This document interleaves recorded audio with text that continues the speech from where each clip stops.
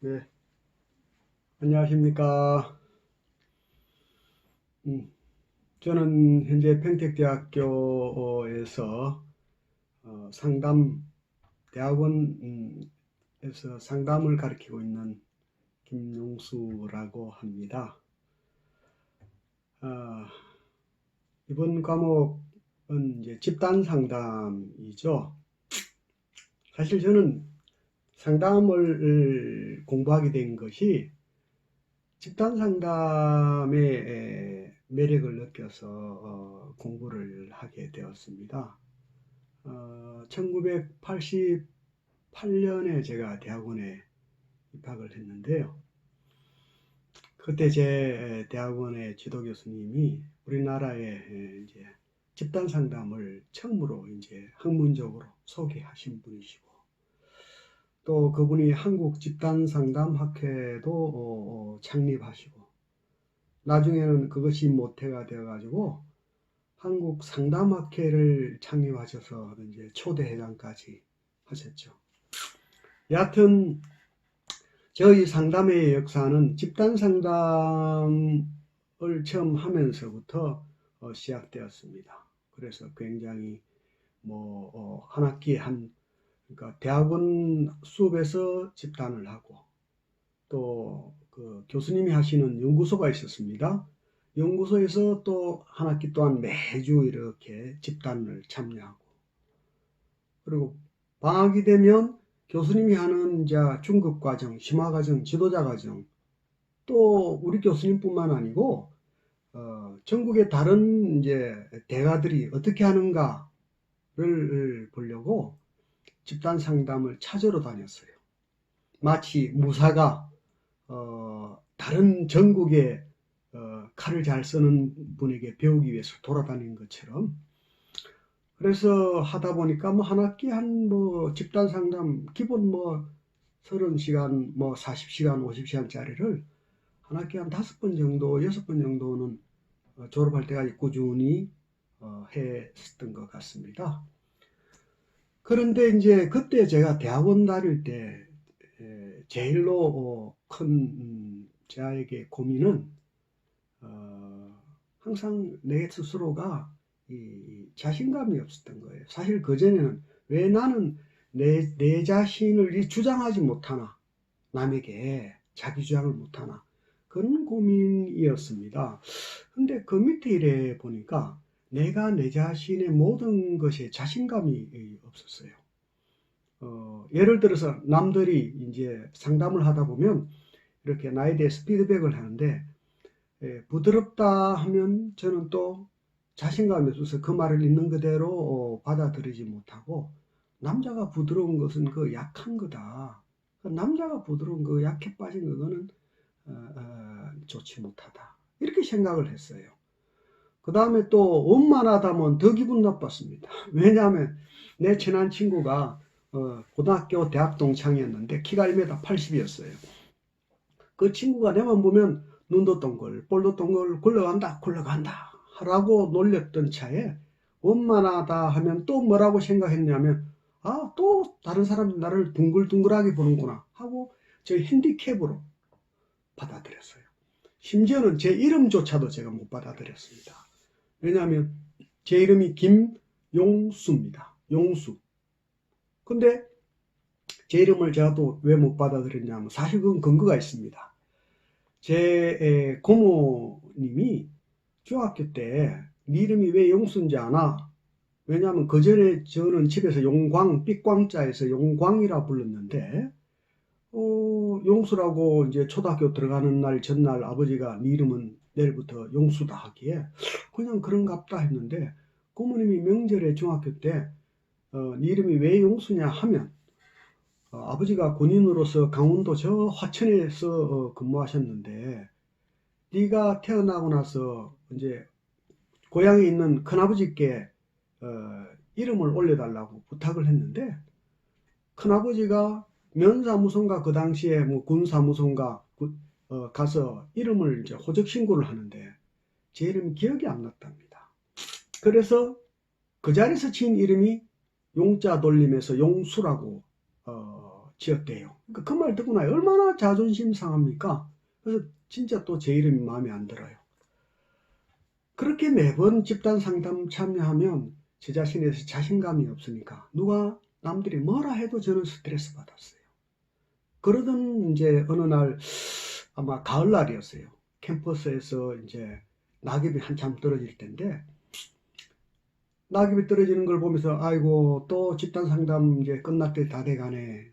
그러면 또 남들이 부드럽다 원만하다 하겠네. 미리 스트레스가 탁 와요. 그러다가 번쩍 한 생각이 지나갔습니다. 그게 뭐냐 하면 야 김용수 너 공감 매번 연습하면서 남들에게 다 나름대로 최선을 다하고 있는 거 아닙니까? 그만하면 괜찮은 거 아닙니까? 라고 이야기하면서 왜 너에게는 너가 그렇게 해주지 못하느냐는 생각이 번개처럼 반짝 지나갔어요. 제가 대학원 다니면서 너무 힘들어가지고 심지어 지도 교수님에게 차라리 배고픈 소크라테스보다 배부른 돼지가 낫겠습니다 할 정도로 너무 내 자신이 안 받아들여져서 고통스러웠는데 왜? 그런데 가만히 생각하니까 뭐냐면 남들에겐 다 나름대로 노력하지 않았습니까? 최선을 다하지 않았습니까? 해놓고 정작 내한테는 내가 그런 말을 해준 적이 없더라고요. 그 생각이 딱 번쩍 나면서 너도 나름대로 힘들어 했잖아. 집단 상담 또 나름대로 자기 성장한다고 돌아다니면서 그만큼 애썼잖아. 그만하면 됐잖아. 라는 생각이 반짝 지나갔습니다.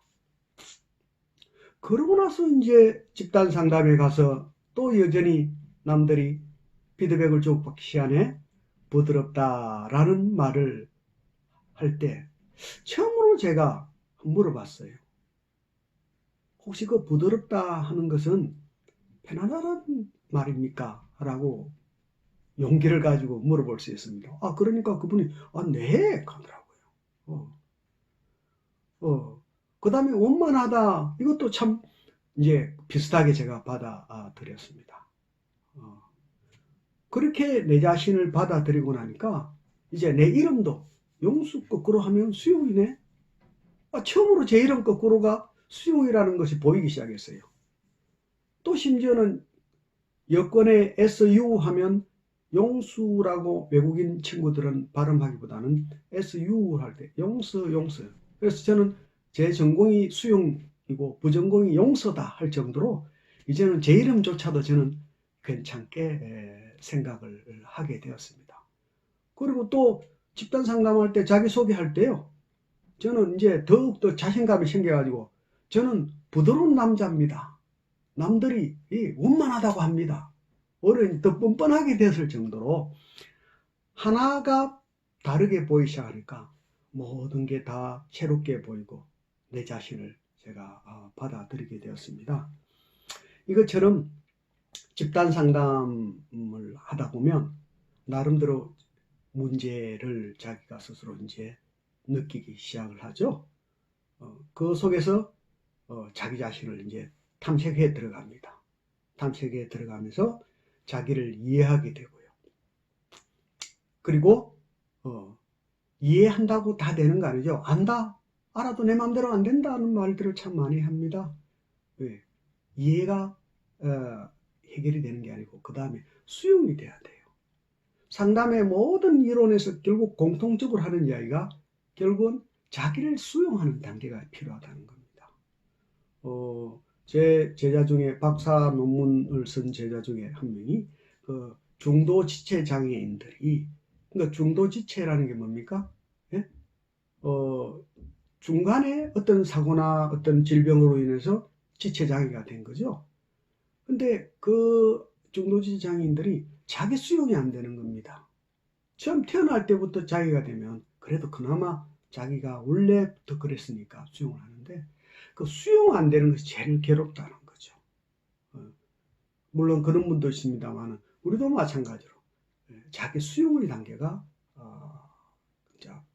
지나치면 그때부터 비로소 행동을 변화하려는 노력들을 하게 됩니다. 그래서 문제도 해결하고 또 심지어는 나아가서는 이제 자기 성장까지 가는 그런 이제 단계에 도달을 하게 됩니다. 그래서 이제 제가 꾸준히 집단 상담을 하고 또 뭐 제가 가르치는 과목에 보면 가족 상담도 있고 또 뭐냐면 상담 면접, 상담의 과정과 또 기법 이런 과목도 가르치기도 하고 또 박사에서는 인지행동 치료도 가르치기도 하고 하는데요. 결국 모든 이론을 다 통틀어 볼 때 결국 자기가 자기를 알아차리는 거. 그래서 그걸 안다고 다 되는 게 아니고 얼마만큼 깊이 있게 알아차리느냐에 따라서 자기 수용이 일어나는 것 같아요. 그래서 제가 이제 여기 준비해 왔는데 상담의 대가들이 한 말들을 잠시 인용해 보면 프로이드는 자각, 셀프 어웨어니스, 자각의 장에서 일어나는 모든 것들과 자유연상에서 경험되는 모든 내적 현상에 대해 알아차림을 하는 것이 중요하다. 프로이드가 그랬습니다. 로저스도 자기 자신의 내적 경험에 대한 자각과 수용의 문제가 심리치료의 핵심이다. 이렇게 정신역동, 정신분석의 대가나 또 인간중심적 접근의 대가, 또 퍼스, 게스탈트죠. 자각 자체가 치료적이고 모든 정신병리 현상은 자각의 결여로 인해서 발생한다고도 이야기를 합니다. 그리고요, 인지행동 치료에서도 파데스키라는 인지행동 치료자는 인지행동 치료 상담은 마음을 이제 변화하기보다는 마음을 발견하도록 안내하는 것이 선행된다는 이야기를 할 정도로 모든 상담 전문가들이 결국은 셀프 어웨어니스, 자각을 아주 중요한 거로 강조하고 있습니다.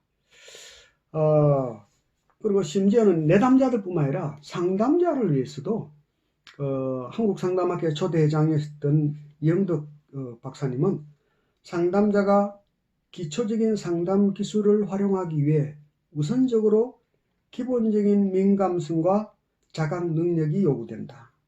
또 이대 회장이었던 김기현 교수님은 상담자 자신의 내부에서 일어나는 다양한 감정이나 감각에 대해서 예민하게 알아차리고 상담자와 내담자 사이에 일어나는 상호작용 현상에 대해 알아차리는 것이 상담자의 필수 능력이다 라고 또 이야기할 정도로 내담자뿐만 아니라 상담자가 자기가 자기를 알아야 됩니다.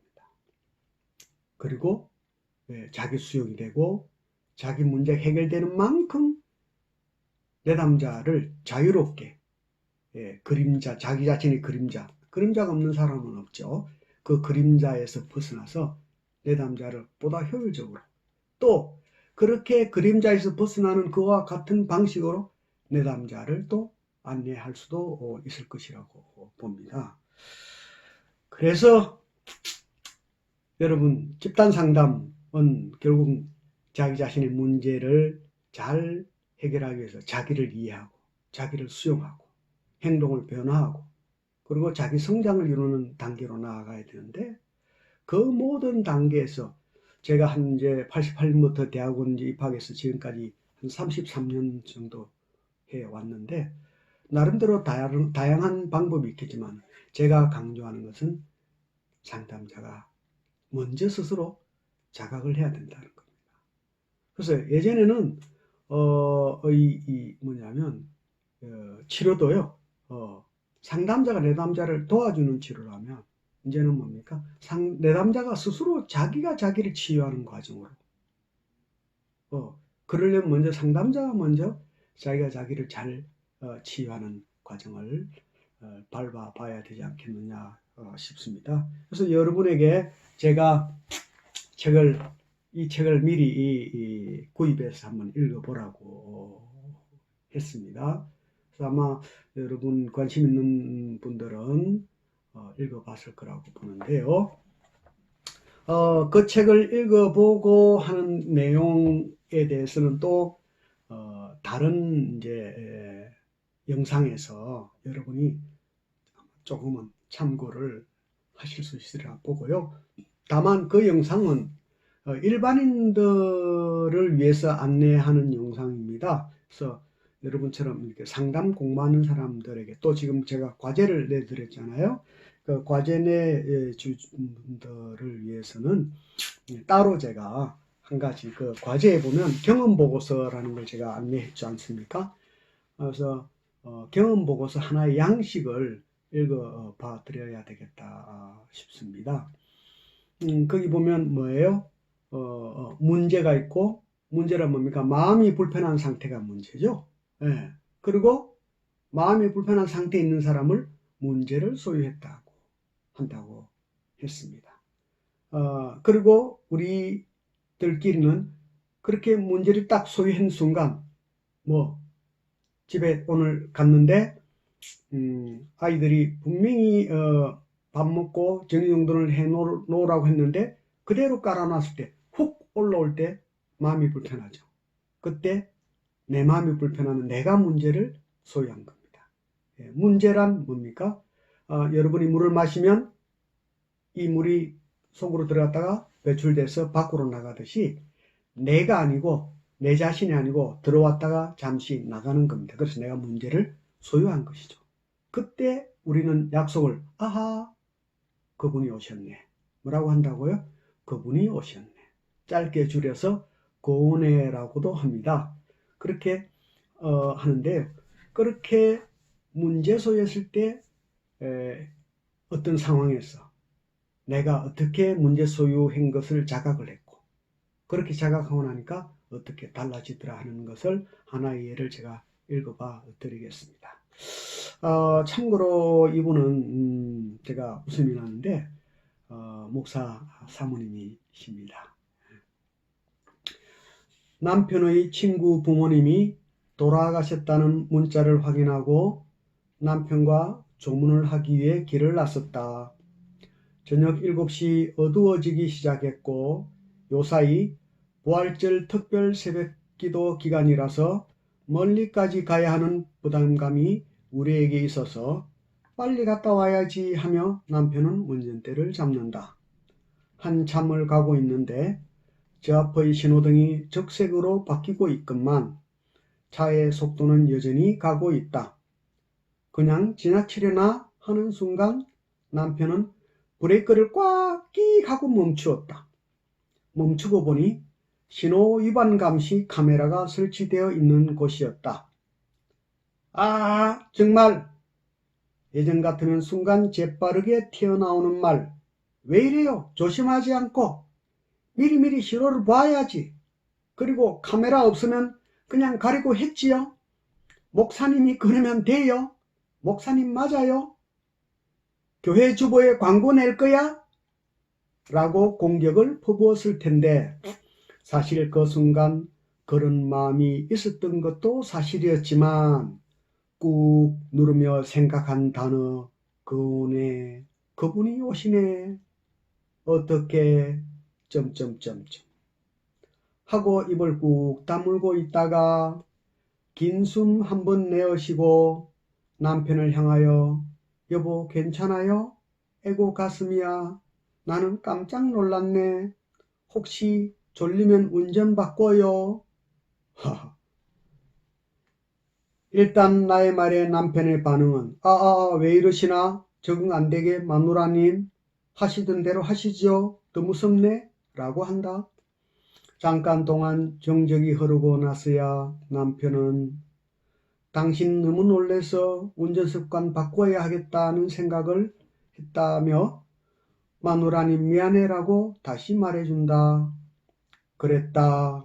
우리는 늘상 같이 차를 타고 다니는 일이 많고 이런 일이 있을 때마다 나는 걱정 반 짜증 반 폭풍 잔소리를 퍼부었지만 그다지 달라지지 않았고 난 안전하게 하고 있거든 하면서 오히려 더 속도를 내기를 멈추지 않은 남편이 그 은혜 한 번으로 운전습관 바꿔야지 라고 유난히 겁이 많은 당신을 조심 안 하고 놀라게 해서 미안하다는 말까지 건네는 남편이 참 어이없네 하는 생각이 들었지만 자각을 하고 말을 바꾸어 보니 이렇게 시원하고 상쾌하고 즐거운 결과를 줌을 알게 되었다. 기대 이상 반응 결과가 나 자신을 만족시켰고 남편에게 효과 없는 폭풍 잔소리로 인한 미안한 마음이 들었다. 우리 부부가 다툼이 있었을 때 남편이 나에게 한 말, 어쩌면 당신은 한 번도 미안해, 내가 잘못했네 라고 말한 적이 한 번도 없다고. 당신은 그렇게 완벽해? 라고 하는 말에 나는 미안해, 잘못했어 라는 말 하기 싫었어. 잘못 안 하고 살거든 라고 말했던 것이 기억났어. 보너스 차원으로 여보, 그동안 폭풍 잔소리 미안해요. 이 말 정말 당신에게 하고 싶었는데 웬 자존심인지 못했네요 라고 했더니 이러지 마 마누라님, 당신은 정말 나에게 그런 말 안 하고 살 만큼 잘했어 라고 예고 없는 말에 나는 울고 말았다.